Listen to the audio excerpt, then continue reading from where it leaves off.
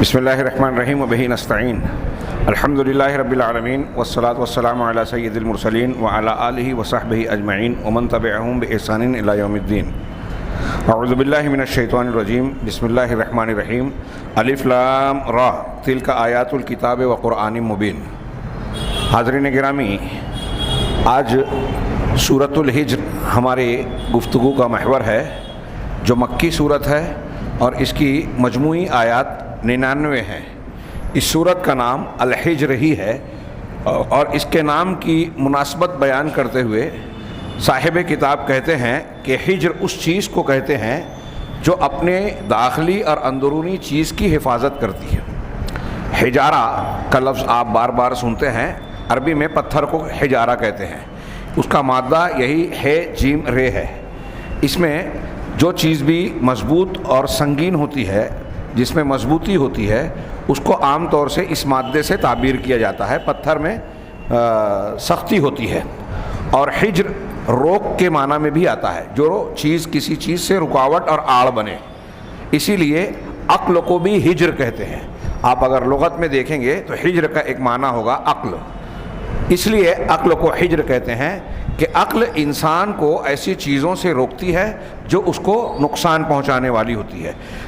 اس صورت کا نام سورہ حجر رکھنے میں ایک مناسبت یہ بتائی کہ یہ رکاوٹ کا اور مضبوط قلعے والا جو مفہوم اس سے مل رہا ہے، دراصل اس صورت کے مضامین میں آپ دیکھیں گے کہ دین کی حفاظت اور مخلوقات کی حفاظت کے مضامین بکھرے ہوئے ہیں۔ لہٰذا یہ ایک روک ہے، اس کے ذریعے سے اللہ تبارک و تعالیٰ نے بتایا کہ کس طرح رب العالمین نے مختلف چیزوں کو محفوظ بنایا۔ دوسری بات، سورہ حجر کے حجر کا نام دینے کی وجہ بیان کرتے ہوئے کہا کہ اس میں دیار ثمود کا تذکرہ ہے، جس کو وادی ہجر کہا جاتا ہے۔ آخر کی آیتوں میں، آیت نمبر 80 میں، اسی صورت میں اللہ نے فرمایا وَلَقَدْ كَذَّبَ أَصْحَابُ الْحِجْرِ الْمُرْسَلِينَ، اور پھر ان کا واقعہ اور انجام ذکر کیا گیا ہے کہ اصحاب ہجر نے، ہجر کے لوگوں نے، ہجر کی بستی والوں نے مرسلین رسولوں کا انکار کیا۔ حالانکہ صرف ایک رسول کا انکار کیا تھا، لیکن ابھی آپ نے سورہ شعراء کی آیتیں بھی سنی، اس میں مختلف قوموں کا ذکر کرتے ہوئے اللہ نے کہا کہ انہوں نے مرسلین کا ذکر کیا۔ چونکہ تمام رسولوں کی دعوت ایک ہی تھی، تو مضمون دعوت کا آپ نے ایک رسول کے انکار کیا تو تمام رسولوں کی دعوت کا انکار کیا۔ تمام رسول ایک دوسرے کی تصدیق کرتے ہیں۔ یہ نام اور نام کی وجہ ہوئی۔ اس صورت کے ابتدائی حصے کا اس کے اختتامی حصے سے تعلق بڑا اچھا بیان کرتے ہوئے انہوں نے کہا کہ پہلی آیت میں اللہ نے کہا ہے الف لام را تلک آیات الکتاب وقرآن مبین، یہ کتاب کی آیتیں ہیں اور کھلا ہوا واضح قرآن ہے، اور یعنی قرآن کے ذکر سے اس کا آغاز ہوتا ہے۔ بدأت السورہ بذکر القرآن الکریم، کہ سورت کا آغاز قرآن کریم کے ذکر سے ہوا، اور اس کا اختتام اس حکم پر ہوا کہ آپ موت تک اپنے آپ کو عبادت پر ثابت قدم رکھیں۔ چنانچہ اللہ کا ارشاد ہے، رسول اللہ صلی اللہ علیہ وسلم کو خطاب کے کہا وَاعْبُدْ رَبَّكَ حَتَّى يَأْتِيَكَ الْيَقِينُ، کہ اپنے رب کی عبادت کرتے رہیے یہاں تک کہ آپ تک یقین آ جائے۔ یقین کا معنی یہاں موت ہے۔ موت کے آنے تک آپ رب کی عبادت کرتے رہیے۔ پہلی آیت کا قرآن کا ذکر اور آخر میں موت تک عبادت کرنا، دونوں کا تعلق جوڑتے ہوئے بتایا کہ بندہ اللہ تبارک و تعالیٰ کی حفاظت میں رہے اور اللہ کی عبادت پر ثابت قدم رہے۔ اس کے لیے سب سے بہترین ذریعہ جو اگر کوئی ہے دنیا میں تو وہ قرآن ہے۔ اس اعتبار سے ابتدا اور آخر کا تعلق بنتا ہے کہ آپ کو اگر عبادت کرتے رہنی ہے اور ثابت قدم رہنا ہے، دین پر اپنے دین کی حفاظت کرنی ہے، تو قرآن کو اپنا ہتھیار اور اپنا دستور بنائیے۔ اس صورت کا مرکزی عنوان اور موضوع جس کے گرد صورت کے مضامین گردش کرتے ہیں، حفظ اللہ لدینہ، اللہ تبارک و تعالیٰ کا اپنے دین کی حفاظت کرنا، یہ اس کا مرکزی عنوان ہے۔ سورہ مبارکہ کے موضوعات، نمبر 1 کہ جو شخص اس مبارک صورت میں غور و فکر کرے گا تو یہ پائے گا کہ اس کا ابتدائی حصہ، درمیانی حصہ اور آخری حصہ اللہ تعالیٰ کی جانب سے مختلف چیزوں کی حفاظت پر گفتگو کرتا ہے۔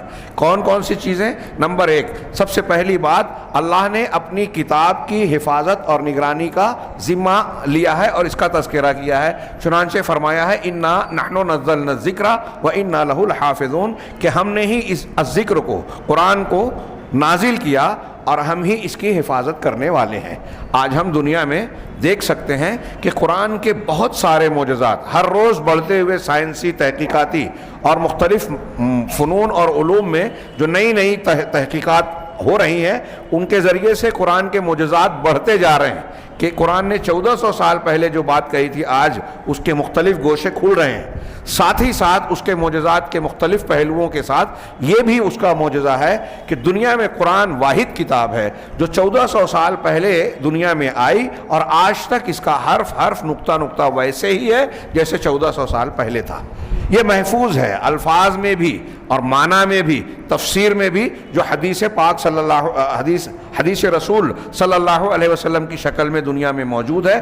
اہل علم نے یہ بھی استدلال کیا ہے اس آیت سے کہ جب الذکر کی حفاظت کا ذمہ اللہ نے لیا ہے تو صرف قرآن کے الفاظ نہیں بلکہ قرآن کے معنی بھی. اور خود قرآن کہتا ہے کہ نبی صلی اللہ علیہ وسلم کی حدیثیں اور نبی صلی اللہ علیہ وسلم قرآن کی تفسیر کرتے ہیں بیان قرآن پیش کرتے ہیں. یہ بھی وحی کا حصہ ہے. وما ينطق عن الهوى ان هو الا وحی یوحى ونزلنا الیک الذکر لتبین للناس ما نزل الیہم. یہ قرآن کی آیتیں ہیں جو بتاتی ہیں کہ قرآن حدیثیں جو ہے قرآن ہی کا بیان اور اس کی تفسیر ہے. تو اب اللہ نے جب قرآن کی حفاظت کی تو صرف الفاظ کی نہیں اس کے معنی کی بھی حفاظت کی. اور اس کی حفاظت کرنے والا جو گروہ ہوگا وہ قرآن حدیث کو ماننے والا عمل کرنے والا پڑھنے پڑھانے والا. اب قرآن کی خدمت کرنے کے لیے اس امت میں اللہ نے کیسا انتظام کیا کہ لوگ اس کے حافظ ہیں. آج دنیا میں کسی کتاب کے 5-7 حافظ 2-4 حافظ بھی مشکل سے شاید ملے لیکن قرآن کے حفاظ کروڑوں کی تعداد میں کروڑوں کی بلا مبالغہ. اس کو روزانہ جتنا پڑھا جاتا ہے کسی اور کتاب کو پڑھا نہیں جاتا. قرآن کا نام ہی قرآن ہے پڑھا جانے والا. ہاں اور پھر اس کے مختلف علوم کی شاخیں ہیں. اس کی تفسیر شان نزول ہاں اور پھر اس کے الفاظ طریقے تجوید لکھنے کا انداز ہاں قرآنی علوم کی مختلف شاخیں ہیں. ہاں ناسخ منسوخ ہے مجمل اور مفصل محکم اور متشابہ اور ایسے بہت ساری شاخیں. ہر شاخ کے مختلف ماہرین ہر دور میں پائے گئے. اللہ کا یہ انتظام ہے اس کتاب کی حفاظت کا. نمبر 2 اللہ تبارک و تعالیٰ نے اس میں آسمانوں کی حفاظت کا بھی ذکر کیا. وَلَقَدْ جَعَلْنَا فِي السَّمَاءِ بُرُوجًا ہم نے آسمانوں میں بروج بنائے. برج کا لفظ نمایاں ہونے اور ظاہر ہونے کے معنی میں ہوتا ہے. اسی سے تبرج کا لفظ ہے جو اللہ نے عورتوں کے بارے میں کہا وَلَا تَبَرَّجْنَ تَبَرُّجَ الْجَاهِلِيَّةِ الْأُمَّهَاتُ الْمُؤْمِنِينَ سے سورہ احزاب میں کہ بے پردگی اختیار نہ کریں. بروج نمایاں ہونا اور یہاں آیت میں مراد ستارے ہیں آسمان کے ستارے کہ ہم نے آسمان میں ستارے بنائے. وَزَيَّنَّاهَا لِلنَّاظِرِينَ اور دیکھنے والوں کے لیے اسے سجا دیا یعنی یہ خوبصورتی کا ذریعہ ہیں ستارے. وَحَفِظْنَاهَا مِنْ كُلِّ شَيْطَانٍ رَجِيمٍ اور اسے ہم نے ہر مردود شیطان سے محفوظ بنا دیا. تو آسمانوں کی حفاظت کا یہاں ذکر کیا. نمبر 3 حفظ الارزاق فی الخزائن. اللہ تعالیٰ نے اس صورت میں ذکر کیا کہ اللہ نے بندوں کے لیے جو روزی روٹی کا اور مختلف ضروریات کا انتظام کیا ہے وہ خزانوں کی شکل میں محفوظ کرتا ہے رب العالمین. وَجَعَلْنَا لَكُمْ فِيهَا مَعَائِشَ اس دنیا میں اللہ تعالیٰ فرما رہا ہے کہ ہم نے روزیاں بنائی یعنی انسان کی معیشت اور گزران کے اسباب مہیا کرائے. اور اللہ فرماتا ہے وَمَا لَسْتُمْ لَهُ بِرَازِقِينَ ہاں اور ان کو جن کو تم روزی دینے والے نہیں ہو ان کا بھی انتظام کیا.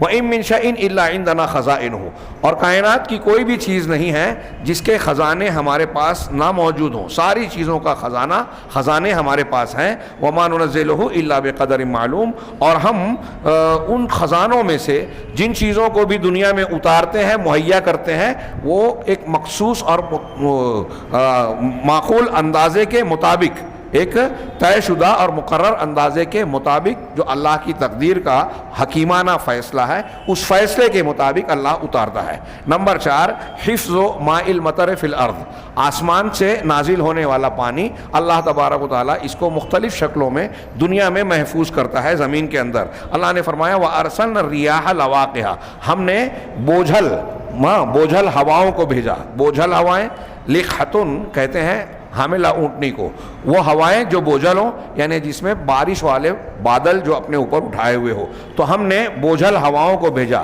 فَأَنزَلْنَا مِنَ السَّمَاءِ مَاءً، چنانچہ ہم نے آسمان سے پانی اتارا یعنی بارش برسائی، فَأَسْقَيْنَاكُمُوهُ، کیا پیارا بات. میں نے ابھی ایک کلپ سنی تھی رمضان المبارک سے پہلے، تو قرآن کے معجزات بیان کرتے ہوئے ایک صاحب نے، عرب عالم ہے، انہوں نے بیان کیا کہ عربی زبان کی خصوصیت بھی بڑی زبردست ہے. تو انہوں نے قرآن کے اس لفظ کا ذکر کیا 2-3 مثالوں میں کہ دیکھیے ایک لفظ ہے اس کے اندر کیا کیا ہے، کئی الفاظ اکٹھا ہیں. فا تو ترجمہ ہم اس کا کرتے ہیں، اسقے پلایا، نا ہم نے، کو کمو تم کو، ہو اس پانی کو، یعنی آخری میں جو ضمیر ہے ایک لفظ میں کئی چیزیں سمٹی ہوئی ہیں، فعل فاعل مفعول ساری باتیں، اور حرف عطف بھی. فَأَسْقَيْنَاكُمُوهُ، ہم نے بارش برسائی اور پھر اس پانی کو، بارش کے پانی کو تم لوگوں کو پلایا. وَمَا أَنْتُمْ لَهُ بِخَازِنِينَ، اور تم اس کا خزانہ اور اس کا ذخیرہ بنانے والے نہیں ہو.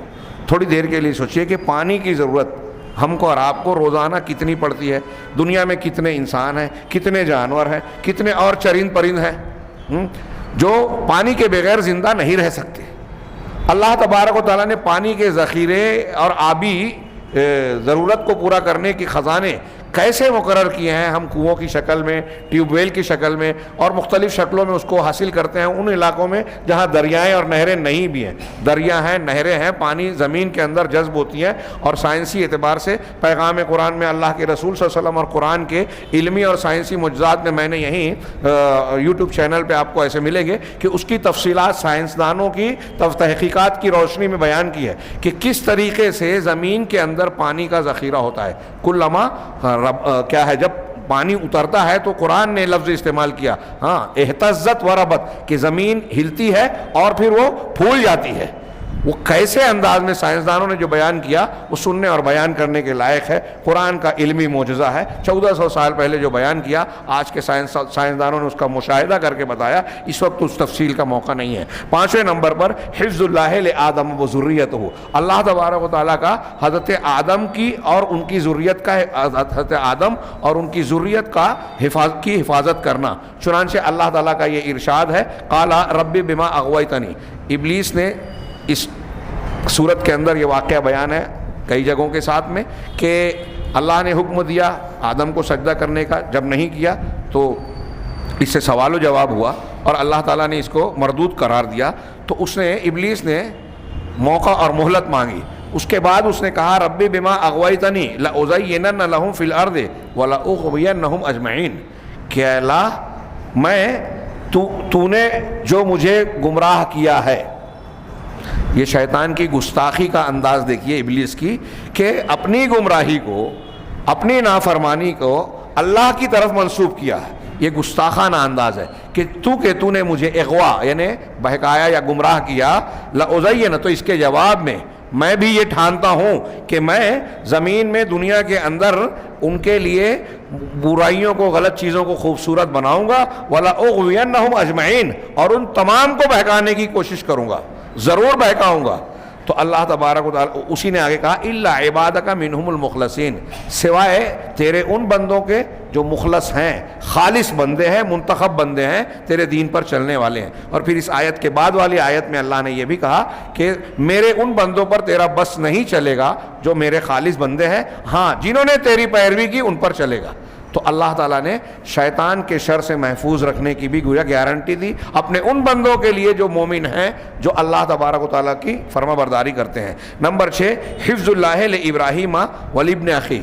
اس کے علاوہ بھی اللہ تبارک و تعالیٰ مختلف انداز میں انسانوں کی حفاظت کرتا ہے، یہاں تک کہ غیر مسلموں کی بھی. اللہ تبارک و تعالیٰ کا حضرت ابراہیم اور ان کے بھائی کے بیٹے، ان دونوں کی، یعنی بھائی کے بیٹے سے مراد بھتیجے، ہاں یعنی حضرت لوط علیہ السلام اللہ حضرت ابراہیم کے بھتیجے تھے، ان دونوں کو محفوظ رکھا، جبکہ ان دونوں کو بچایا اور ان کی قوم کو تباہ کر دیا. سورہ ہجر کی آیت نمبر 51 سے 77 تک پورا واقعہ آپ پڑھ سکتے ہیں. وَنَبِّئْهُمْ عَنْ ضَيْفِ ابراہیم، کہ ابراہیم کے مہمانوں کے بارے میں انہیں بتائیے. فرشتے مہمان کی شکل میں آئے خوشخبری لے کر، اور پھر اس کے بعد قوم لوط کے تعلق سے جو فیصلہ اللہ کا تھا وہ بتایا، گفتگو ہوئی، گئے، اور وہاں جو معاملات ہوئے پھر آخر میں ان پر عذاب آیا. تو اللہ تعالیٰ نے حضرت لوط علیہ السلام اور ان کے اہل خانہ اور حضرت ابراہیم کو محفوظ رکھا اور قوم کو تباہ کیا جو گنہگار تھے. نمبر 7 حفظ اللہ لشعیب و صالح علیہ السلام لما نجاہم و اہلک قومہم، کہ جب حضرت شعیب اور حضرت صالح علیہ السلام ان دونوں کی قوم کو تباہ کیا، کافروں کو، تو اللہ نے حضرت شعیب اور حضرت صالح اور ان پر ایمان لانے والوں کو محفوظ رکھا. اس کا بھی بیان کیا گیا، یہ بھی بیان کیا گیا ہے اس صورت میں. نمبر 8 حفظ اللہ لرسولہ صلی اللہ علیہ وسلم، اللہ تعالیٰ کا اپنے رسول کی حفاظت کا تذکرہ کرنا. سورت کے اخیر میں اللہ نے فرمایا انا کفیناک المستہزئین، کہ آپ کے ساتھ جو لوگ استہزاء والا رویہ کر رہے ہیں، مذاق اڑا رہے ہیں، آپ کے ساتھ مسخرہ پن کر رہے ہیں، ہاں ہم ان کو سزا دینے کے لیے ہم کافی ہیں. یعنی ان کو سزا ہم دیں گے، آپ کی گویا حفاظت کریں گے. یہ سورت کے مضامین جو مرکزی عنوان سے متعلقہ امور ہیں ان کا تذکرہ کرنے کے بعد آخر میں یہ فوائد، سورت کے فوائد اور لطائف کا ذکر کر رہے ہیں. نمبر 1 کثرت الانشغال بالنزہات والخروج والترفیہ وغیرہ سبب کبیر فی انشغال العبد عن العمل الصالح. اس صورت میں ایک سبق درس یہ ہے کہ اگر آپ سیر و تفریح میں، گھومنے پھرنے میں، گپ شپ میں اور لطف و لذت کے کاموں میں، ہمارے یہاں بہت سارے لوگ پکنک وغیرہ کرتے ہیں نا، اگر اس میں اپنے آپ کو مشغول زیادہ رکھیں گے، اس کے عادی اپنے آپ کو بنائیں گے، جو آج موبائل کی شکل میں بھی ہے، اس میں کہ مزہ جس میں آ رہا ہے وہ کام کریں، گیم کھیلیں، گھومیں پھریں، ہاں لذت کی چیزوں کو دیکھیں، تو یہ بہت بڑا سبب ہے بندے کا نیک عمل سے غافل ہونے اور نیک عمل سے ہٹ کر لایانی کاموں کی طرف جانے کا. اللہ تعالیٰ نے سورت کے آغاز ہی میں آیت نمبر 3 میں کہا ذرہم یاکلوا ویتمتعوا، ان کو آپ چھوڑیے کہ یہ کھائیں پئیں، یتمتعوا مزے لوٹیں، ہاں لطف اور مزہ لوٹیں، ویلہہم العمل اور جھوٹی امیدیں ان کو غفلت میں رکھیں، آخرت سے اللہ سے غافل رکھیں، فسوف یعلمون ان قریب یہ جان جائیں گے، یعنی اس کا برا انجام دیکھیں گے. تو گویا لطف و لذت کے کام انسان کو جھوٹی امیدوں میں ڈال کر اللہ تبارک و تعالیٰ اور اس کے دین سے غافل بناتی ہیں، نیک عمل سے غافل بناتی ہیں. دوسرا فائدہ انہوں نے بیان کیا من علم ان اللہ تعالیٰ قسم الارزاق، جو اس بات کا علم رکھے گا، یقین رکھے گا کہ رزق کو تقسیم کرنے والا اللہ ہے، اللہ نے ہی رزق کو تقسیم کیا ہے. وقدر لکل عبد نصیبہ، اور ہر بندے کا حصہ اللہ تعالیٰ نے مقرر کیا ہے. لم یحزن علی ما فاتہ، تو جو چیز اسے نہیں ملی، جو چھوٹ گئی یا گم ہو گئی، اس پر وہ غمزدہ نہیں ہوگا، اس پر افسوس اور حزن و ملال کا شکار نہیں ہوگا. وکان ھذا سببا فی رضاہ بالقدر، اور یہ چیز، یہ عقیدہ اللہ کی تقدیر اور اللہ کی قضاء و قدر، اللہ کے فیصلے پر راضی رہنے کا سبب بنے گا. بہت اہم چیز ہے ایمانیات کی. دنیا کے بہت سی تکلیفیں، مصیبتیں اور ہمارے دل کی حسد جلن کا علاج ہو جائے اگر یہ ایمان مضبوط ہو جائے. ہم بھولتے ہیں دوسروں کی نعمتوں کو دیکھ کر، اس تمنا یا افسوس پہ پڑ جاتے ہیں، انہیں اتنا اللہ نے دیا ہم کو نہیں دیا، یہ اونچی اونچی بلڈنگیں، یہ اتنی نعمتیں، یہ فلاں فلاں نعمتوں سے بہراور لوگ، یہاں تک کہ کافر مشرک ہیں. اگر آپ اور ہم یہ یقین رکھیں کہ اللہ کی ذات حکیم ہے، حکمت والی ہے، اور اس کی تقدیر اور فیصلے کے مطابق ہر شخص کو اس کا حصہ مل رہا ہے. جو اللہ نے تقدیر میں لکھا ہے اس سے کوئی کم نہیں کر سکتا، اور جو نہیں لکھا ہے کائنات کی پوری طاقت مل کر بھی ہمیں، آپ کو یا کسی کو بھی دلوا نہیں سکتی. اس بات کا استدلال اسی آیت سے کیا جو پانی کے خزانوں کے سلسلے میں اللہ تبارک و تعالیٰ کی آیت سے کیا تھا، آخری ٹکڑا جس کا ہے کہ ہر چیز کا خزانہ ہمارے پاس ہے، لیکن ان خزانوں میں سے ہم اتنا ہی دنیا میں فراہم کرتے ہیں، اتارتے ہیں جتنا ایک مقررہ مقدار کے مطابق، جتنا اللہ کا فیصلہ اور تقدیر ہوتی ہے. نمبر 3 اس کے فوائد میں لیس لابلیس تسلط علی الانسان الا من فتح له الباب، ابلیس کا بس اور تسلط انسان پر نہیں چلے گا مگر اسی شخص پر چلے گا جس نے خود ابلیس کا داؤ اور بس چلنے کے لیے اپنے اوپر دروازہ کھول دیا. یعنی کسی انسان پر ابلیس کا تسلط نہیں ہو سکتا مگر اسی انسان پر جس نے خود ابلیس کے لیے دروازہ کھولا ہو اور اس کے لیے اس کو اس کی اجازت دی ہو کہ میرے اوپر آؤ، سوار ہو جاؤ۔ قرآن نے کہا ان عبادی لیس لک علیہم سلطان، کہ میرے بندوں کا تجھ پر کوئی بس نہیں چلے گا، کوئی قابو اور تسلط نہیں ہوگا، الا من اتبعک من الغاوین، سوائے ان لوگوں کے جو گمراہ لوگوں نے تیری اتباع کی۔